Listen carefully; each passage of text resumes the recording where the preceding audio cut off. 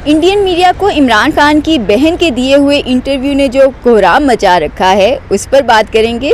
PTI की ज़िमनी इंतखाबात में जो शिकस्त हुई है उसके बाद पीटीआई ने क्या बड़ा यू टर्न लिया है आखिर की वो खबर भी जानेंगे। और हाई कोर्ट की बिल्डिंग की मुंतकिली के मामले पर जजेस किस तरह डट गए हैं, इस खबर की तफसीलात भी आपसे शेयर करेंगे। मैं हूं सहरिश खान, मेरे चैनल पर आपको खुशामदीद। सबसे पहले हम बात कर लेते हैं हाई कोर्ट की इमारत की मुंतकिली के मामले पर। तो जनाब, हाई कोर्ट की जो इमारत की मुंतकिली है एक बार फिर से उसका मामला जो है काफ़ी गर्म हो चुका है और जजेस जो हैं अब काफ़ी ज़राए के मुताबिक जस्टिस सरफराज डोगर ने गुज़िश्ता दिनों इस्लामाबाद हाई कोर्ट की जो पुरानी इमारत है G10 की उसका दौरा किया, ताहम उनके जो मयार के मुताबिक पूरी नहीं उतरी वो इमारत, उनको पसंद नहीं आई है। तो खबर ये है कि उन्होंने विज़िट करने के बाद वहाँ जाने से इनकार कर दिया है। तो चीफ जस्टिस अमीनुद्दीन खान को देखना ये है कि अब वो कहाँ जाएंगे, क्योंकि उनकी नज़र तो बहरहाल जो शराई दस्तूर पर इस्लामाबाद हाई कोर्ट की नई इमारत थी फ़िलहाल उनको वही दिखाई गई थी।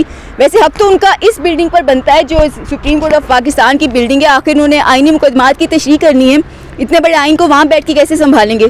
तो बेहतर तो यही था कि यहीं पर आ जाते, चीफ जस्टिस याया आफरीदी दिल थोड़ा बड़ा करते और उनको यहाँ पर आने देते। लेकिन हम जिस इमारत के आगे खड़े हैं ये सुप्रीम कोर्ट ऑफ पाकिस्तान फ़िलहाल आइन की तशरीह से इसका कोई लेना देना नहीं होगा, लेकिन जिसका होगा वो इस्लामाबाद हाई कोर्ट की बिल्डिंग के अंदर फ़िलहाल बैठे हैं और कब तक बैठे हैं उनको फ़िलहाल ये मालूम नहीं। जस्टिस सरफराज डोगर ज़राए के मुताबिक उन्होंने कहा है कि मुझे G10 की इमारत पसंद नहीं आ रही है। तो देखना ये है कि आगे जाके इस इमारत का क्या बनता है। फ़िलहाल ये भी ज़राए का कहना है कि हुकूमत ये चाहती है कि फरवरी तक लाजमी बल्कि जनवरी तक लाजमी इस्लामाबाद हाई कोर्ट की जो इमारत है इस्लामाबाद हाई कोर्ट को उसकी पुरानी इमारत G10 की इमारत के अंदर मुंतकिल कर दिया जाए। ताहम इस्लामाबाद हाई कोर्ट बार के जो सदर हैं वाजिद गिलानी, उन्होंने ये कहा है कि फरवरी में उनकी मुद्दत मुकम्मल होगी तो उसके बाद वो ये इमारत जो है वो G10 में शिफ्ट कर सकते हैं। फ़िलहाल वो फरवरी तक यहीं पर उनको बर्दाश्त कर लें। तो ये कुछ मामला चल रहा है इस्लामाबाद हाई कोर्ट की इमारत के हवाले से। फ़िलहाल अमीनुद्दीन खान साहब कहाँ कितनी अर्से बैठेंगे फ़िलहाल वो भी नहीं जानते होंगे, वो फ़िलहाल अपने घर में ही बैठे हैं। अब बात कर लेते हैं अगली खबर की कि पीटीआई ने ज़िमनी इंतखाबात में बहुत शर्मनाक शिकस्त का सामना किया है। इससे क्या सीखा है, हफ्ते से ज़्यादा तो होने वाला है इस मामले को, तो क्या बड़ा यू टर्न है जो उन्होंने ले लिया आखिर। Thank you so much Sahrish. इसमें तहरीक इंसाफ को आपको मालूम है कि उनकी जहरियाना जो सियासी जो अंदाज़ है वो पिछले काफ़ी अर्से से जारी था और अब उसी जहरियाना अंदाज में जो आगे बढ़ रहे थे उसी दौरान ही ज़िमनी इंतखाब के मामले पर जो है तहरीक इंसाफ को काफ़ी सख्त उसका सामना करना पड़ा है मुकाबले का और फिर शिकस्त का सामना करना पड़ा। लेकिन तहरीक इंसाफ के 14 तबक उस वक्त रोशन हो गए और उनके पाँव के नीचे से ज़मीन उस वक्त निकल गई जब पे हरीपुर की नशस्त उनके हाथ से चली गई, जो खैबर पुख्तनख्वा का एक अहम ज़िला है, हल्का है। और उस हल्के से तहरीक इंसाफ को जो शिकस्त का सामना करना पड़ा उसकी वजह से तहरीक इंसाफ बहुत ज़्यादा अपसेट है। अब इसमें तहरीक इंसाफ के जो इंतहाई संजीदा जो रहनुमा हैं उनकी जानिब से इस पर गौर खोज किया गया और इस पर बड़े क्रिटिकल तरीके से उन्होंने देखा कि देखें हमारा अपना सूबा जहां हमारी इस वक्त हुकूमत भी है उसके बावजूद हमें जो है शिकस्त का सामना करना पड़ा है जो यकीनन हमारे लिए एक मुश्किल है। फिर उन्होंने ये सोचा कि देखें हम जिस जारियाना अंदाज में सियासत को आगे बढ़ा रहे हैं उससे हमारे सियासी मैदान में मज़ीद हमारा सियासी मैदान वसी होने के बजाय वो तंग हो रहा है और उसी जगह में तंग हो रहा है जहां जिस सूबे में हमारी हुकूमत है उसी एरिया में ही हमारी सियासत मज़ीद सुकड़ रही है। तो इसको लेकर जो उनकी मरकज़ी जो लीडरशिप है उसमें जो संजीदा रहनुमा है बिलखुसूस उन्होंने इसको क्रिटिकल अंदाज में देखा और उसी दौरान ही हमने देखा कि तहरीक इंसाफ के जो चेयरमैन है बैरिस्टर गौहर की उसी दौरान ही उमर अयूब जो साबिक के अपोजिशन लीडर कौमी असम्बली हैं उनके रिहाइशगाह में उस शिकस्त के बाद एक आम नशस्त हो गई। उस नशस्त के दौरान जो है हरीपुर की नशस्त पर बात की गई और फिर ज़िमनी इंतखाब में होने वाली शिकस्त के बाद गौर खोज किया गया। और ये ज़राए का कहना है कि तहरीक इंसाफ के वो संजीदा रहनुमाओं ने यह फैसला किया है कि हमें जहरियान अंदाज में जो सियासत हम आगे लेके बढ़ रहे थे उसमें खातिर ख्वाह हमें कोई कामयाबी नहीं मिल रही है, लिहाजा हमें अब जो है सियासी जमातों के साथ मुज़ाकराती अमल के ज़रिए जो है मुज़ाकराती सियासत को आगे बढ़ाने के लिए कोशिश करनी चाहिए। तो अब इस पर गौर शुरू हो चुका है। लेकिन बदकिस्मती तहरीक इंसाफ की ये है कि इस वक्त उनके लिए मुज़ाकराती अमल आगे बढ़ाने के लिए उस तरीके से हुकूमत स्पेस देते हुए नज़र नहीं आ रही है। वो एक वक्त था जो हुकूमत खुद चाह रही थी कि मुज़ाकरात करें। हमें याद है कि मरहूम जो सेनेटर इरफान सिद्दीकी साहब से हमारे अक्सर बात होती थी, वो कहते थे कि यार ये मुज़ाकराती अमल में बैठते ही नहीं है, ये चाहते हैं कि हमारे शराइत पर जो है मुज़ाकरात किए जाएँ।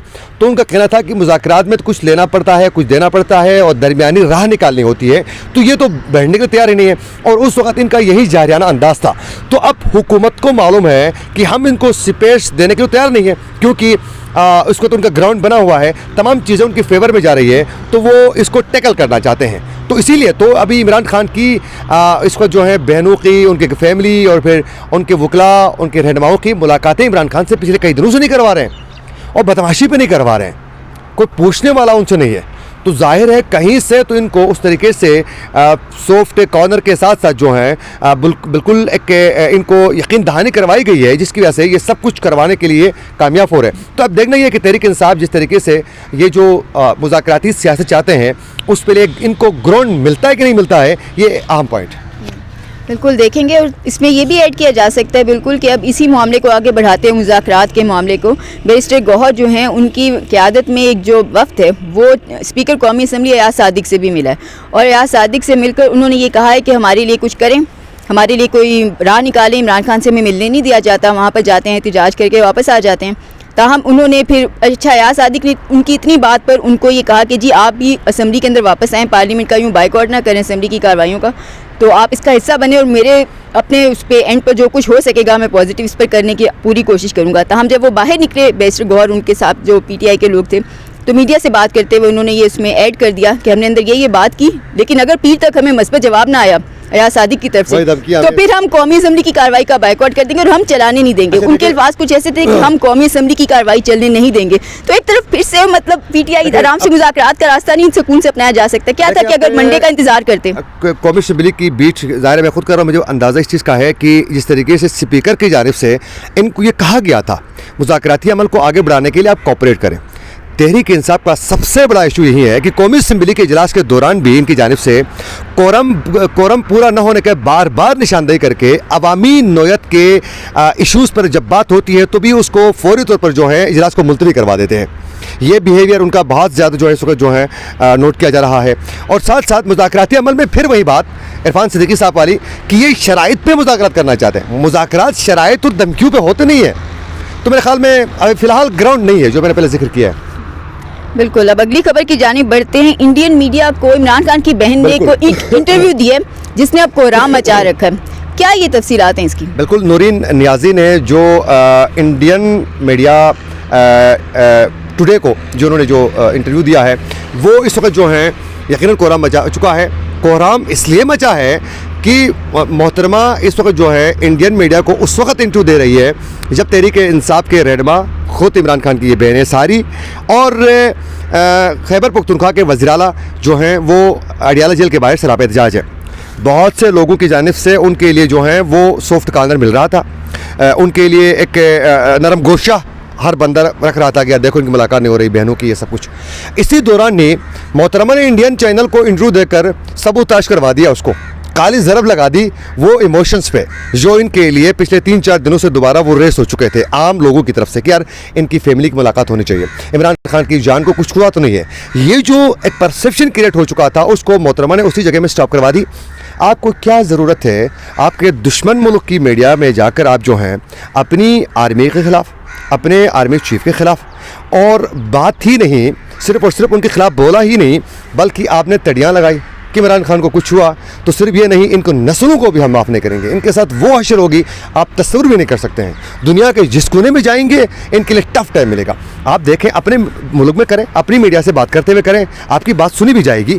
दुश्मन मीडिया आपकी बातों को वो एंकर बड़े टेक्निकल तरीके से खेल रहा है और कह रहा है कि ताकतवर जो है इस वक्त आसिम मुनीर हैं, ताकतवर इमरान खान है, ये कैसे होगा वो कैसे होगा, हम आपके लिए सॉफ्ट कॉर्नर रखते हैं। तो मेरे ख़्याल में ये इनको कौन मशवरे देता है अल्लाह जानता है। इससे अब तो ये लग रहा है मुझे ज़्यादा तौर पर पिछले कई अरसे से PTI की बतौर एक बीट रिपोर्टर के तौर पर हमें ये अंदाज़ा लाजमी है कि तहरीक इंसाफ के कई रहनुमा आज भी इमरान खान को बाहर निकलते हुए देखना नहीं चाहते हैं।